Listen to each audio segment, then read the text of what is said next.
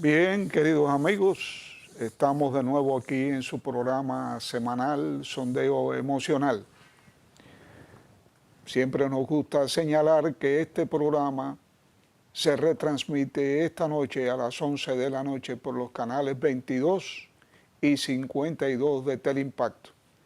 Y posteriormente se sube a las redes, usted puede accesar por Sondeo Emocional y ahí estarán todos los programas que hemos venido haciendo desde hace muchísimos años. El último programa que hicimos fue con el señor Pedro Ureña, don Pedro Ureña, como le llamamos cariñosamente. Y pensábamos que al terminar el programa habíamos concluido con el tema de los narcóticos anónimos, de los grupos de narcóticos anónimos. Pero posteriormente nos dimos cuenta que había muchas cosas, que habían algún cabos sueltos, que teníamos que de alguna manera tocar. Comenzamos a hacer una reestructuración del material y hemos llegado a la conclusión de que no es solo un programa, sino que el material que tenemos es necesario extenderlo por 2 programas más. Este programa es para cubrir los cabos sueltos que nos quedó del primero que hicimos, y el último que vamos a hacer es una petición muy personal que nos hizo don Pedro para él dar fe y dar testimonio de lo que ha sido su vida, de lo que fue su vida antes de él aceptar su condición y comenzar a frecuentar y a visitar los grupos de terapia para narcóticos anónimos, y ha llegado a ser el dirigente de uno de estos grupos que tiene bastante concurrencia en el área de Baní. Y en el programa anterior yo no quise, por delicadeza, preguntarle sobre su experiencia personal, porque no lo habíamos hablado. Recuérdense de que él pensó que había llegado tarde al programa, y en realidad él llegó a tiempo para el programa, pero se retrasó un poco en una cita que yo le había hecho a él con media hora de antelación para poder discutir los temas que íbamos a tratar. Y como esa reunión no se pudo dar, pues yo no le pregunté sobre su aspecto personal, sobre su historia personal. Pero para suerte de todos nosotros, porque me imagino que es una experiencia muy rica y muy sabia la que vamos a escuchar de los labios de don Pedro, él la sacó en el tema y nos dijo: no, yo quiero dar testimonio, y yo encantado de que esto sea así. Pues bien, estábamos hablando de los 12 pasos. Decíamos que hay millones de personas que saben que existe un programa para alcohólicos anónimos y narcóticos anónimos. Son 2 entidades diferentes, les voy a explicar en un momento. Pero que un grupo muy pequeño sabía qué era, qué son los 12 pasos, qué significa dentro del programa de narcóticos anónimos, qué significa esto. Y así fue como surgió, y lo expliqué en el programa pasado, la idea de hablar de los 12 pasos. Pues bien, los 12 pasos es un programa que fue creado después de Alcohólicos Anónimos. Es muy importante esto. Alcohólicos Anónimos fue un programa para aquellas personas que estaban enganchadas, como decimos nosotros, en el alcohol, en el alcoholismo, y se creó el programa de Alcohólicos Anónimos alrededor del año 1940. 13 años después se le ocurrió a Jimmy Keenan, Jimmy Keenan, se le ocurrió que había otras particularidades que debían tocarse y que era algo que estaba fuera del programa de Alcohólicos Anónimos. Y allí surge Narcóticos Anónimos. Posteriormente a estos dos programas han salido varias ramificaciones que también tocan los hijos de los narcóticos anónimos, de los alcohólicos anónimos, las esposas, en fin. Y cada uno tiene su nombre, cada uno tiene su diseño, ¿verdad? Ahora, Narcóticos Anónimos es de lo que estamos hablando, pero en el transcurso del tiempo se ha venido percatando de que este tipo de terapia no solamente ayudaba a los alcohólicos anónimos y a sus familiares, ni a los narcóticos anónimos y a sus familiares, sino que ayudaba también a cualquier persona que tuviera un problema de dependencia, de depresión, de adicción, podía perfectamente recibir toda la información y toda la enseñanza que estos programas se encierran. Y se abrió una puerta más, una puerta que nosotros como psiquiatras muchas veces recomendamos. Y después que tratamos a un paciente, vemos que le falta algo terapéutico que tiene que ser enseñado por alguien que haya sufrido de esa situación.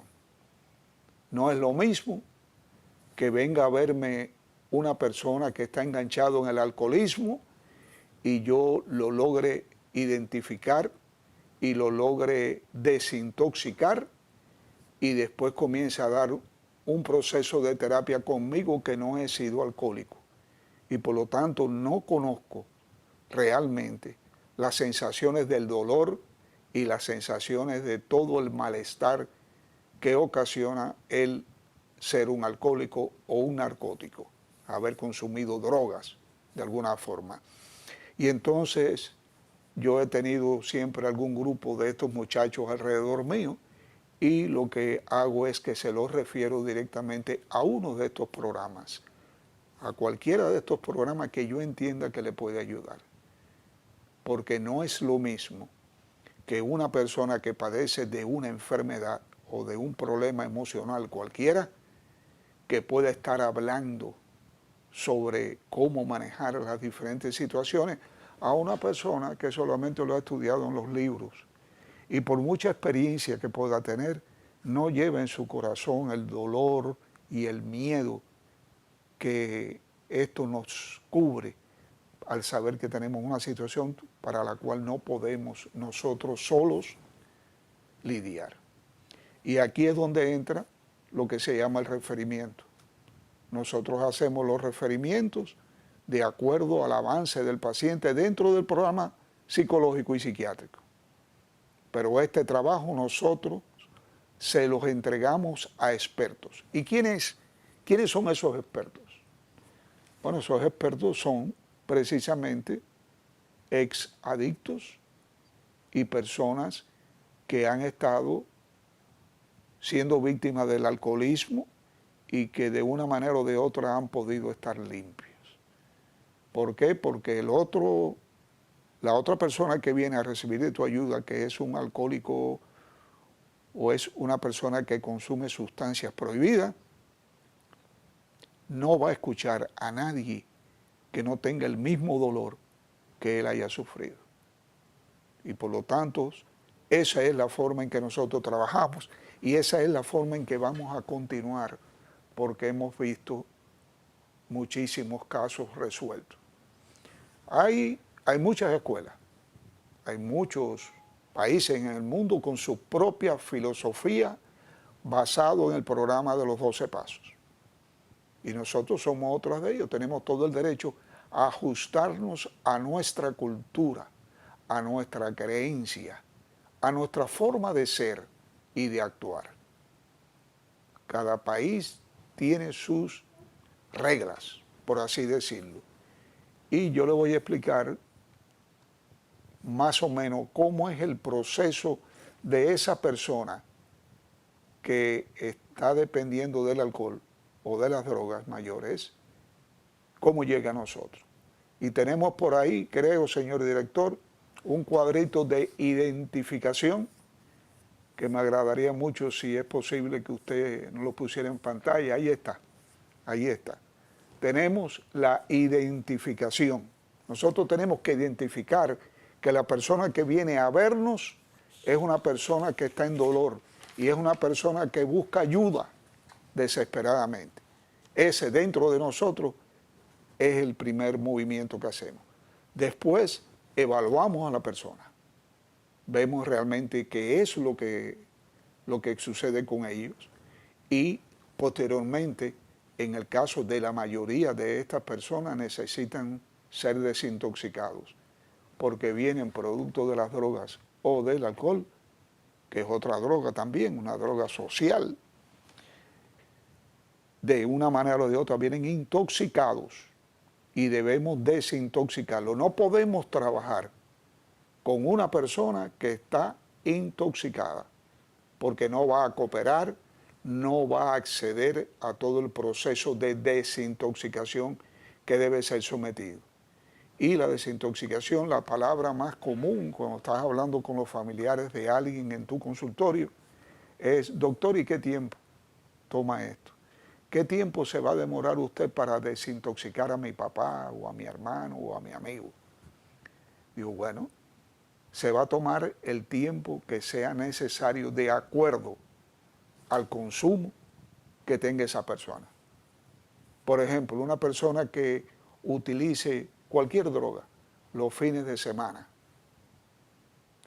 no va a tener el mismo nivel de toxicidad de otra persona que fume o use cualquier droga todos los días. No hay que ser psiquiatra ni hay que ser psicólogo para darse cuenta que la cantidad de la sustancia que se consume, que se fume, en fin, que se beba, va a ir en dependencia del nivel que vamos a encontrar cuando empecemos a investigar la situación real de esa persona. Hay procesos que se demoran más, hay procesos que demoran menos, pero es en dependencia del consumo.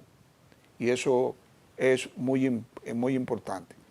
Una vez hay personas que necesitan ser hospitalizadas por varios días, hay personas que si tienen una buena base de apoyo y un buen soporte familiar que pueda controlar a la persona como si estuviera hospitalizada para que no vaya en un descuido a poder consumir, nosotros podemos hacerlo en la casa. Pero la mayoría no se recomienda hacerlo en la casa porque el índice de fracaso es muy alto. La mayoría de las veces nosotros tenemos que hospitalizar al paciente y desintoxicarlo en el hospital o la clínica.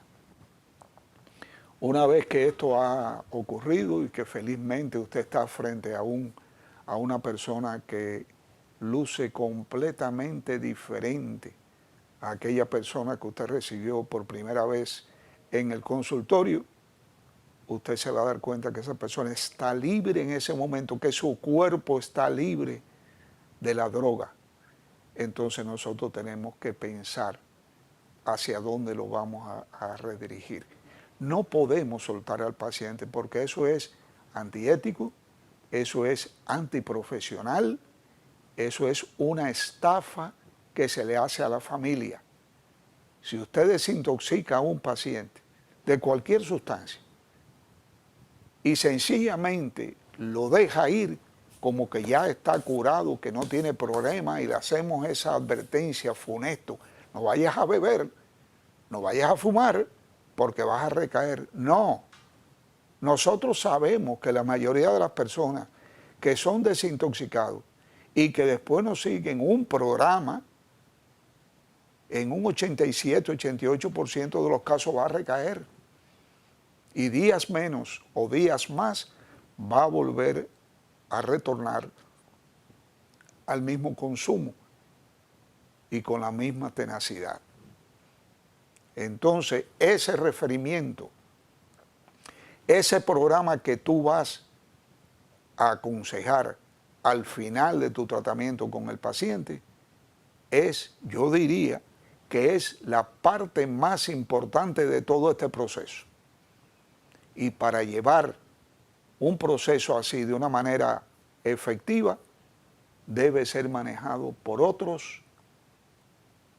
personas que hayan atravesado el mismo camino y que conozcan del dolor, de los sentimientos, de las frustraciones, de los fracasos, de las pérdidas, del miedo que todo esto conlleva. Esa parte de elegir un programa para un paciente suyo que usted ha desintoxicado es lo más digno que usted puede hacer y es lo más importante de todo este programa. ¿Qué pasa con Narcóticos Anónimos? Bueno, pues por ahí creo que tenemos una lámina también de anonimato, que es muy importante dentro de lo que es este programa, porque las personas vienen y tienen miedo de que se enteren que son alcohólicos o se enteren que están en un programa de alcoholismo o de narcóticos anónimos, ¿verdad? No, es bueno que usted sepa que este es un programa totalmente confidencial. Es un programa donde su anonimato es lo primero que todos los entrenadores que trabajan en estos programas cuidan, ¿verdad? Y es un programa que además del anonimato te dice a ti, mira, no vas a estar solo, vas a estar acompañado de alguien que nosotros te vamos a ayudar, que te vamos a recomendar. Regularmente en el programa de los 12 pasos se busca una persona que ya haya atravesado el camino que va a comenzar el nuevo paciente y que ha estado limpio por lo menos, de acuerdo a don Pedro, por lo menos 3 años. O sea, es una persona que ha hecho el programa no una vez, sino varias veces, y aún permanece limpio y está seguro, te puede ayudar. Porque lo peor que te puede ocurrir es que te asignen a alguien que después tú veas consumiendo. Porque eso decepciona y eso causa mucho dolor y mucha frustración. El desánimo que nos invade es enorme. Entonces, cuando se nombra dentro del programa, se nombra a alguien para que sea tu padrino o tu madrina, porque acuérdense que hay de los dos géneros, están los hombres y están las mujeres, todos padecemos de lo mismo, todos podemos caer en manos del flagelo increíblemente duro de lo que es la droga y de lo que es el alcohol. Entonces, el programa tiene un grupo de personas que son los que llevan más tiempo dentro del programa y pueden aconsejar con mayor severidad y acerto, puede recomendar a alguien en particular. Y esa persona va a ser tu padrino o va a ser tu madrina. No vas a estar solo. Tú tienes un teléfono, tú tienes una conexión, tú tienes una viabilidad para hablar con la persona y juntarte. Y están los programas abiertos todos los días. Como decía don Pedro aquí hace 2 semanas, que ellos recomiendan que una persona vaya a varios programas para que capte de cada programa lo mejor que él entienda y lo traiga de regreso al programa inicial donde está. O sea que al no estar solo vas a gozar de un gran compañerismo. Vas a gozar en todo momento de la confidencialidad que ellos te proveen y además de eso también con el anonimato de que todos tus secretos están dentro del grupo bien guardados.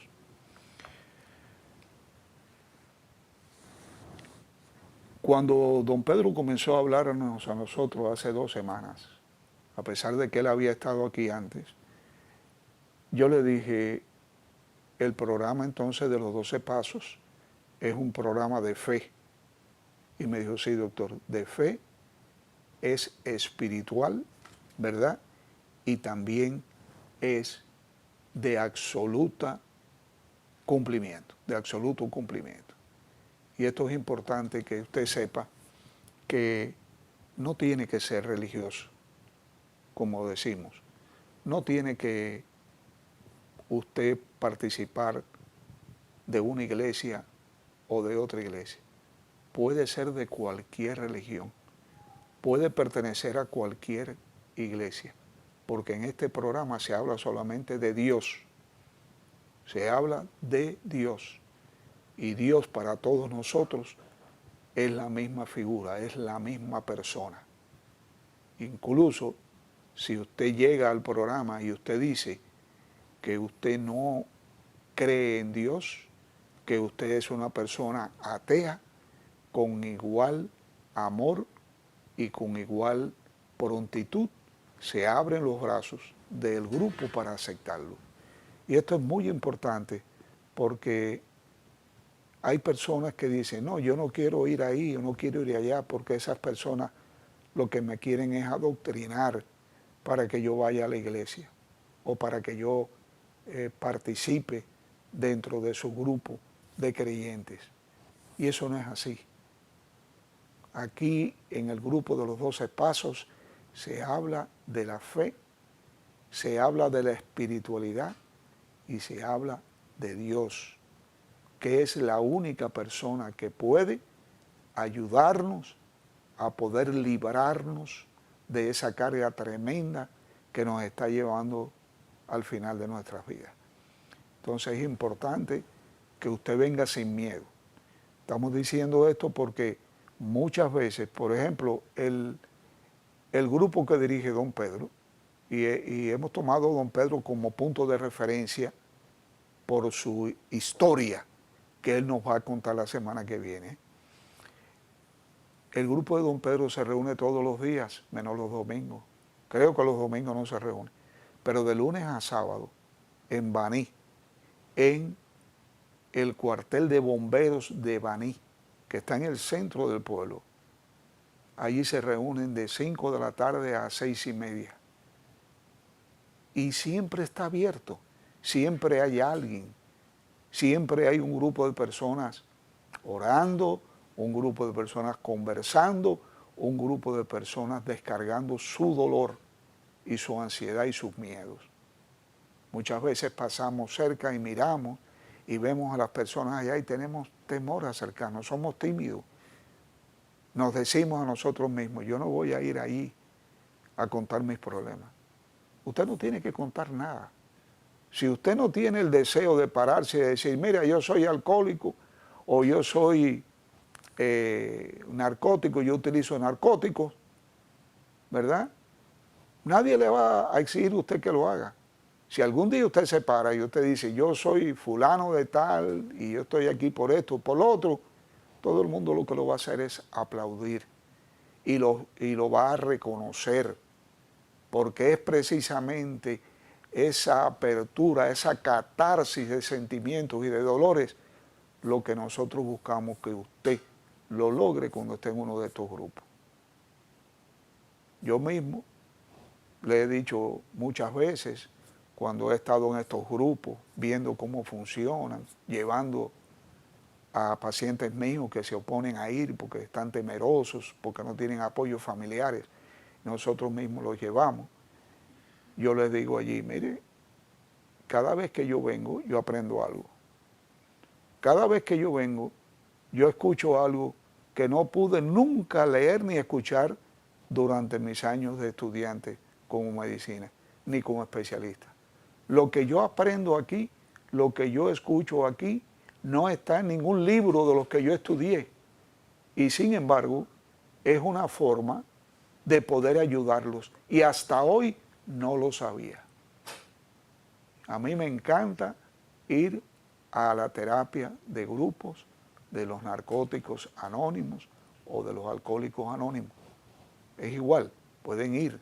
Cada uno tiene su situación, pero yo lo hago porque me enriquezco de tal manera que cuando llego a mi casa, la mayoría de las veces tengo que ponerme a escribir para variar el enfoque que yo le doy en mis consultorios a mis pacientes. Vamos a ir a unos comerciales y regresamos de inmediato.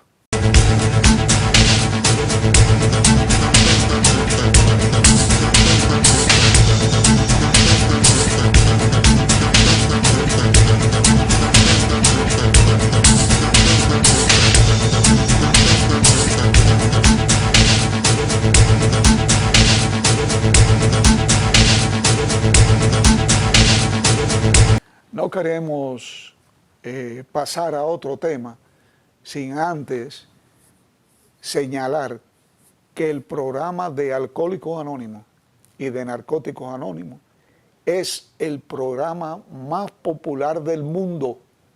Señor director, póngame eso en pantalla bien grande.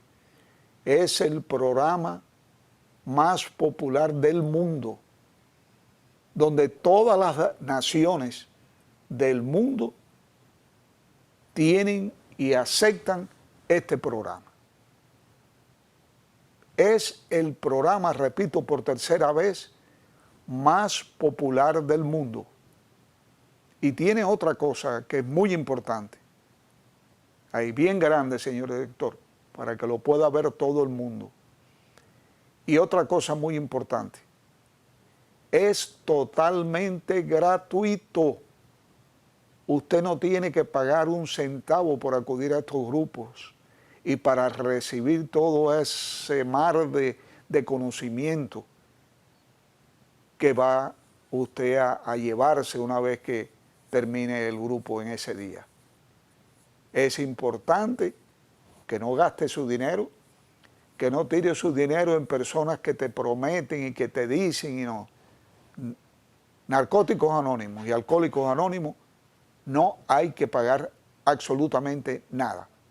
Y usted va a recibir el mismo trato que reciben todos los demás. Y allí no hay nadie más importante que nadie, ni hay alguien que pueda ser una celebridad dentro del grupo. Eso no existe. Somos todos iguales. Somos todos compañeros. Somos todos amigos. Estamos allí por la misma necesidad de vencer esta terrible enfermedad.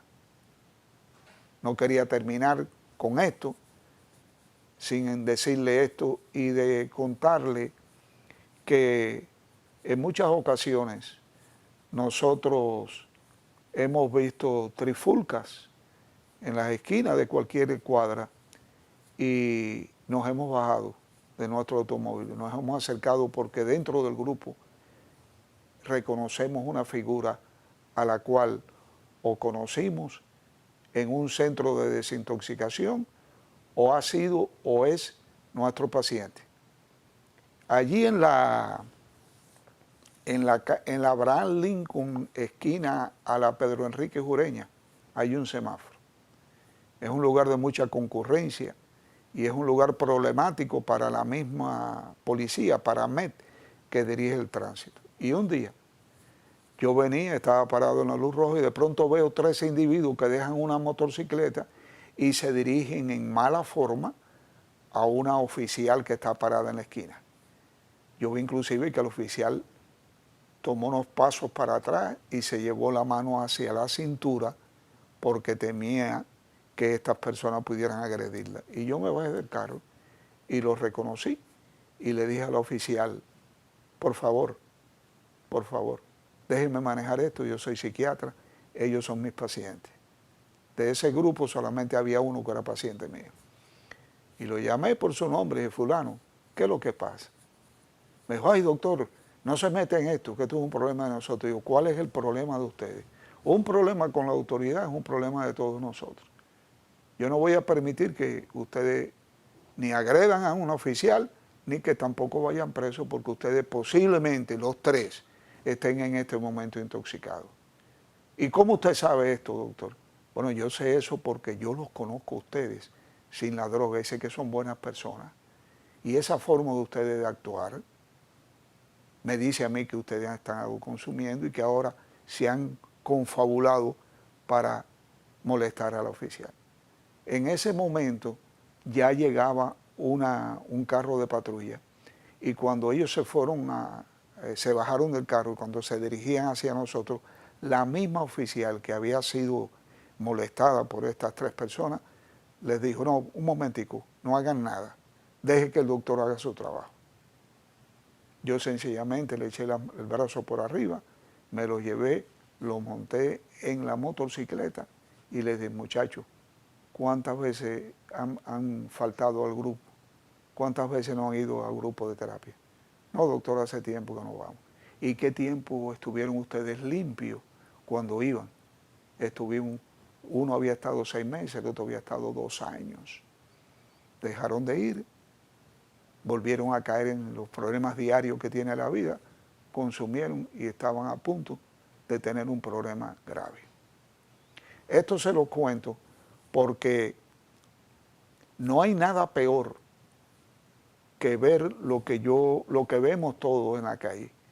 Vemos en una esquina a alguien sucio, maloliente, lleno de trapos, de latas, de cartones, de basura, durmiendo allí bajo el sol o mojándose bajo la lluvia. Y yo veo muchachos jóvenes que pasan y los insultan y les tiran vasos, les tiran botellas de refrescas vacías y los insultan sin darse cuenta que esas personas un día fueron igual que nosotros y que en su diario vivir tuvieron un problema cualquiera, lo llevó a una tristeza profunda, a una depresión y al consumo de drogas para tratar de aliviar su dolor. Nosotros queremos hacer un llamamiento, un llamado importante a toda la ciudadanía para que por favor cuando vean a cualquiera de estas personas, si no va a ayudar, si no se va a bajar y va a decir hermano o hermana, ¿en qué te puedo ayudar? ¿Qué necesitas? No le den dinero, porque el dinero los va a llevar a consumir de nuevo porque su organismo le está pidiendo el uso de las drogas. Pero ¿tienes hambre? Sí, tengo hambre. Bueno, pues vaya al McDonald's, a cualquier lugar, un establecimiento donde usted le puede llevar un sándwich, donde usted le puede llevar una botella de leche y donde usted lo puede ayudar. Si yo veo que hay muchísimas personas que paran sus vehículos y recogen perritos que están abandonados en la calle, ¿cómo es posible que no lo vayamos a hacer con un ser humano? Todas estas personas tienen una historia y tienen una historia de dolor. Una vez, recibiendo el cuerpo de emergencia del Hospital Lincoln en el Bronx, en los Estados Unidos, la enfermera, la jefa de enfermera me estaba entregando la lista de los pacientes y me estaba señalando quién era quién. Pero yo vi que en una esquina había una camilla y había alguien que no me habían presentado. Y le dije a la enfermera y a aquella persona quien decía, ay, se me pasó. Y cuando estábamos llegando, ella dice, no te preocupes mucho por él, porque él es un junkie. O sea, junkie en el argot en inglés en los Estados Unidos, quiere decir que es una chatarra, que es una basura que no sirve para nada. Yo vi como aquel hombre que estaba acostado en la camilla, al oír esto se levantó, se sentó, lo vi rojo, lleno de ira, y me puse entre él y la enfermera que había hecho ese comentario totalmente terrible y ofensivo. Y él me dijo, no doctor, yo no voy a hacer nada, yo estoy aquí porque estoy pidiendo ayuda, pero sí le quiero decir unas palabras a la enfermera sin ofensas, dice él. Yo entendí que aquel hombre por su mirada tenía algo importante que decir y que quizás eso pudiera ayudarnos a todos. Y le dije, bueno, si es algo sin ofensas, puede decirlo. El hombre se terminó de parar, estaba sin camisa y dijo, señora enfermera, que Dios la cuide y que Dios la proteja y que nunca, nunca, nunca usted tenga en su familia a un hijo, a una hija o a un familiar cualquiera con el problema que tengo yo, que soy un adicto a la heroína. Aquella enfermera cambió su rostro de tal forma que hubo que ayudarla a que se retirara del ambiente. Porque ella sintió que cada palabra que aquel muchacho le había dicho a ella, le había penetrado en su alma y la había hecho estremecer. Terminamos nuestro trabajo, el muchacho se fue para un centro que yo mismo lo referí, y como 2 o 3 meses después, un día pasando precisamente por emergencia, me encontré a esta enfermera que llevaba bandejas de comida para los, como dicen allá, para los indigentes que no tienen dónde vivir, que no tienen dónde comer y que se agrupan regularmente alrededor del área de emergencia de los grandes hospitales en Estados Unidos. Cuando yo la vi, me quedé mirándola con mucho detenimiento. Ella pasó por al lado mío con toda esta comida, se paró, me miró con aquella mirada que un día esta pobre víctima lo había escudriñado y me dijo, sí, doctor, Dios actúa de muchas maneras extrañas. Y dándome una sonrisa, se fue a repartir estas comidas, y la enfermera que la acompañaba, que también había sido partícipe de la situación que tuvo con el muchacho adicto, dijo, doctor, aquellas palabras la cambiaron. Hoy es la principal enfermera que se ocupa de todas estas personas y los trata con un cariño increíble. Yo quisiera de alguna manera que los que ven este programa y que mañana si nos encontramos a cualquiera de estas personas en esta necesidad y en esta situación, podamos pararnos y podamos ayudarlo. Ya que por una razón o por otra se inculpara a nadie ni a nada, el gobierno parece que no alcanza, no da abasto para estas situaciones, nosotros podemos contribuir. No dándole dinero, lo vuelvo a repetir, pero sí dándole ropa, dándole albergue si lo quieren, dándole comida, ayudándolos de alguna forma a que vivan como seres humanos y no como despojos de la humanidad, a quien nadie quiere ni valora. Vamos pues a dejar bien claro que la próxima semana o el próximo programa que hagamos sobre Alcohólicos Anónimos o Narcóticos Anónimos, va a estar presente aquí don Pedro, quien nos va a dar fe, nos va a dar testimonio de lo que fue su vida antes de llegar a los grupos de Narcóticos Anónimos y de cómo se ha beneficiado de todas estas enseñanzas y de todas estas ayudas. Señor, yo lo digo en una forma jocosa. Don Pedro Ureña tiene una ferretería antes de llegar a la fortaleza de Baní, a mano derecha, que se llama Plaza de la Construcción. Y es el hombre que más piedras artesanales vende en Baní. Las fabrica, las repara, las pinta, las diseña. Y siempre que tú entras al espacio de la ferretería donde tienen exhibiciones todas las piedras artesanales, te recibe don Pedro con una sonrisa y con un cafecito y con una buena silla debajo de una mata de mango exquisita para escuchar tus problemas y para poder de alguna manera ayudarte en cualquier cosa.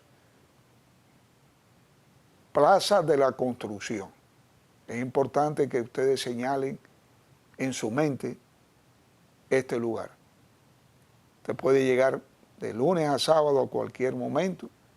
Ellos están trabajando, ellos están reunidos muchos de las personas que trabajan allí, no porque don Pedro me lo haya dicho, porque acuérdense que aquí existe en el programa de los 12 pasos el anonimato, la confidencialidad, pero yo me doy cuenta cuando entro y veo a aquellos muchachos, la mayoría de ellos jóvenes, trabajando, cargando piedra, cargando arena, cargando lo que haya que cargar, fabricando, soldando. Yo me doy cuenta que son muchachos, algunos de ellos, por no decir muchos de ellos, que de una forma o de otra llegaron allí, a la Plaza de la Construcción, al grupo de terapia de Narcóticos Anónimos, y que se les tendió la mano, y que hoy están contentos trabajando, ganándose su sustento, no pensando en el vicio, sino labrándose un futuro para seguir adelante. Don Pedro nos dijo en el último programa que hizo con nosotros que hay un personaje que a lo mejor yo he hablado con él, pero no se habla de las cosas personales así, que dormía dentro del cementerio en Boca Canasta, que dormía no en una tumba, sino en una de estas casitas que se hacen, mausoleos que se hacen para guardar los restos de los fallecidos, y que el muchacho vivía allí, que el muchacho era un adicto, que el muchacho era alguien que lo habían dado por perdido. Y no sé bien la historia, no sé si él se acercó al grupo o el grupo se acercó a él, pero hoy en día es un ejemplo de persona, ha logrado sacudirse el flagelo de la droga y está echando para adelante, luchando por su vida. Cualquier persona que tenga necesidad de comunicarse con nosotros, yo me quiero incluir dentro del grupo de Narcóticos Anónimos, porque todos, el que no es feo, es gordo, y el que no es bajito, y el que no es demasiado alto, y el que no es pesado, todo el mundo tiene alguna condición. Y como yo me enriquezco de lo que yo oigo allí, yo quiero incluirme, yo quiero poder asistir, sacar el tiempo que yo tenga que sacar para poder ir con frecuencia a estas sesiones, para poder ayudarnos y para poder ayudar, sobre todo en el caso mío, poder ayudar a mis pacientes. Siempre tenemos en mente los grupos. Siempre tenemos en mente el poder decir, no tiene usted que ser un alcohólico, no tiene que estar consumiendo sustancias prohibidas. Usted puede ser una persona que tiene una adicción al juego, por ejemplo, o tiene adicción a gastar dinero, o tiene cualquier tipo de dependencia o adicción con cualquier cosa, con mentir, como decíamos aquí en el último programa. La mentira constante también se puede catalogar como una adicción, como algo que uno debe trabajar. Y por eso nosotros recomendamos que se acerquen a cualquier grupo de Narcóticos Anónimos, de Alcohólicos Anónimos, y que vayan a escuchar, que vayan a aprender, porque lo único que van a sacar de ese grupo es sabiduría.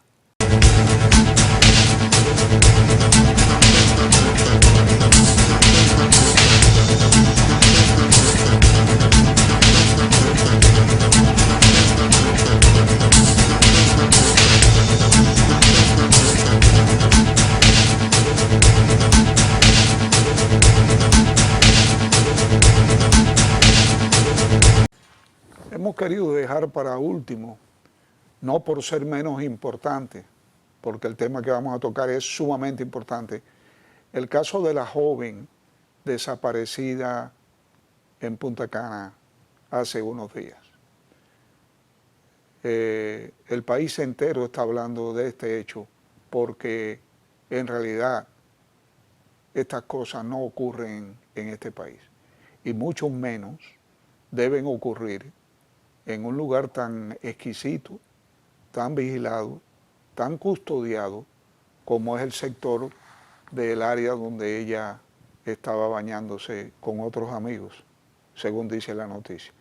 No hemos hecho ninguna investigación, sencillamente hemos escuchado lo que los medios noticiosos han estado mencionando, pero a nosotros nos causa cierta desconfianza de la forma en que la noticia se ha ido evaluándose. Por ejemplo, lo último que escuché fue que esta joven estaba bañándose en la playa a las 4:30 de la mañana. Primeramente, ¿a quién se le ocurre? ¿A quién se le ocurre bañarse en cualquier playa del mundo a las 4:30 de la mañana? Más cuando nosotros sabemos que estos lugares en Punta Cana tienen un límite para usted estar en la playa. Y por la noche, a no ser que haya una actividad del hotel o una actividad que haya sido aprobado por las autoridades del lugar, no se permite que nadie se bañe de noche. En otras noticias dice que estaba bañándose en compañía de cuatro personas. Sin embargo, también en esa misma noticia se dice que se dieron cuenta que ella faltaba cuando llegó uno de sus compañeros que se había quedado dormido al lugar donde se hospedaban y que notaron que ella no estaba.